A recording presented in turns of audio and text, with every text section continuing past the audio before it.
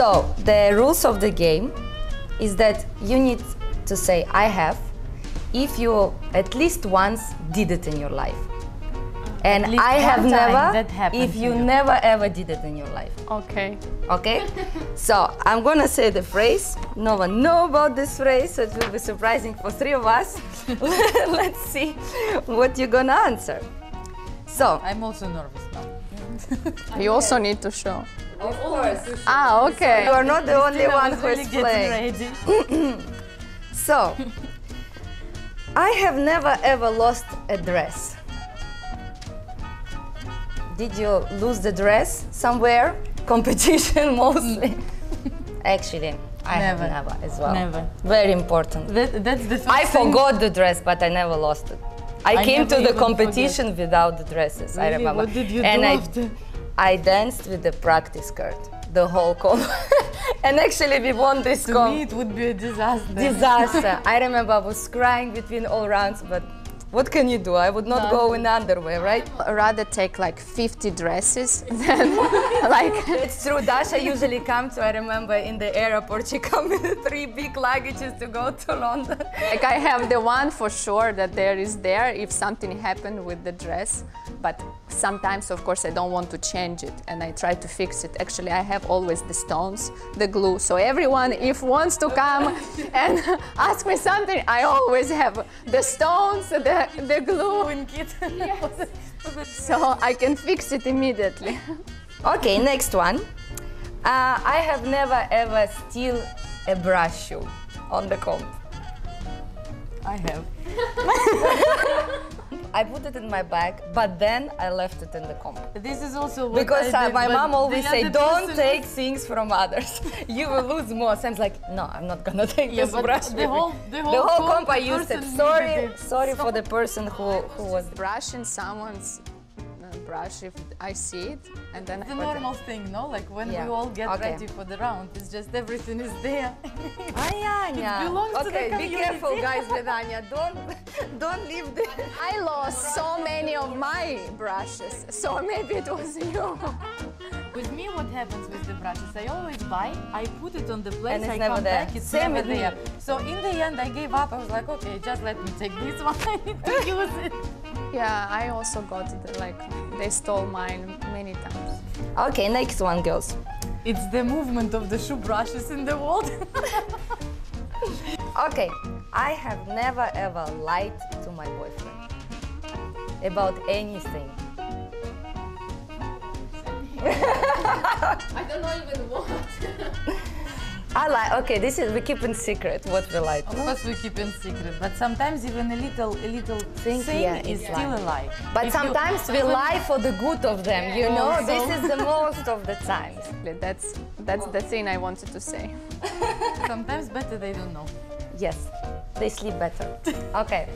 I have never ever cheated on my boyfriend. On my boyfriend now. Or the one before. Kakana. But can you explain to me now the one? So you are basically in a relationship and you went with someone.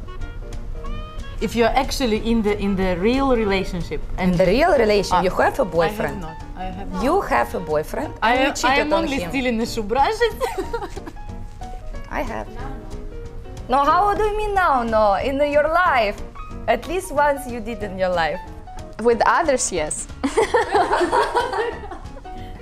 But listen, I said boyfriend, I didn't say husband, because to my husband as well, I didn't. But to my boyfriend, I did. No, I never. I haven't. And I feel very sorry. I haven't. I mean, depends what cheating is. What for you is cheating? Oh, that's interesting. Like kiss or... So actually, just physical or already? Is already cheating for you or not? For me, yes. For me, yes. For me, yes as well. For me, yes as well. I mean, it's physical attraction, no? Other things, for sure, I didn't do, even to my boyfriends. But, you know, sometimes they think even in the mind, if you're already imagining somebody with you, or like, it's already cheating. Some people think that way. You don't do anything physically, but you actually can imagine it. So I cannot imagine sex with Brad Pitt? Some people consider that to be cheating already. I'm joking, I don't do that. For sure you do. You all do. Okay, no, I think from my side, I think this is this line of, I think if you do this physical step over, it's when you really cheat. Of course, if you imagine, I think it's not okay that something going wrong in your relationship. I think it's already something going wrong. Yes, for sure, and then you need to talk to, but it's still not really cheat. I think you have a... I don't think even you go to a coffee and, I mean, you flirt and you had it one time. Like, I don't think it's cheating. It's maybe you had a bad period and to kind of make release the stress. No, make yourself feel attention from other people. Maybe if you have, but no. To not go until the point. You understand what I mean? That maybe it's when you don't do nothing. You don't do nothing. You keep inside. Then it's gonna be the point that you really do that, the worst one. That instead one time you really feel bad and then someone invites you for the coffee and you just talk. No, when someone invites you for coffee, you just talk. On my opinion, in the grown-up relationship, anybody can go for coffee. Exactly. And can have... I mean, it depends with which man you can go to a coffee. I think because if you really put the border and you like, it's very understandable if he can approach or if you are flirting but he cannot approach. Yeah, it's your friend, if you're taking him like a friend, yes, like a colleague. Yeah, but I think we're talking about the same. But I feel if you go many times and you feel comfort in this person, then later this comfort will grow to something else. Yes. So that is a dangerous point. If you do it one time and you just go to release the stress, how you say, or just feel yourself. I mean, one time you go one time for coffee with someone. Yes, okay. Okay. So that for me is not cheating. But if you do it constantly and then it's growing somewhere else, even not physical, but it's still like a lot of flirting and so many things there. Okay, girls. So we actually all agree, that's cool. Yeah. Okay, so then I have never ever said I love you without meaning it. Same theme. I have never actually. I have never. Yeah. For me, it's such a deep thing. Yes, it's actually even difficult to... But for many people, no. For many people to say I love you, it's... I love you. Very easy. When I say to my parents, I always want to cry. Like if I say to them, I love you, really.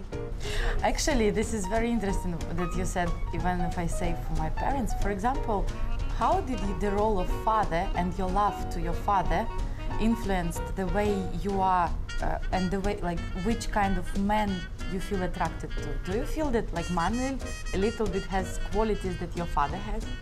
They are both a bit difficult. Yes. In which way?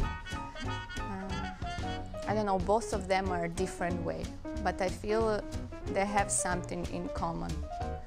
So that I'm used to, maybe from my father, seeing that I can see sometimes in Manuel.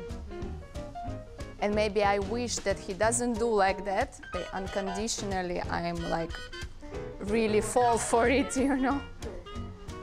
Okay, next one. I have never ever done hair to my partner. Oh. Of course. We're boring. Guys, make your hair by yourself, please. Okay, and the last one. I have never ever argued with my teacher, dance teacher, on the lesson. Oh yes, let's go there. So how was this argue? Come on. Did you feel bad about it after? No, I didn't feel bad. Why was that? Because you're pushing for your own principles? Yeah.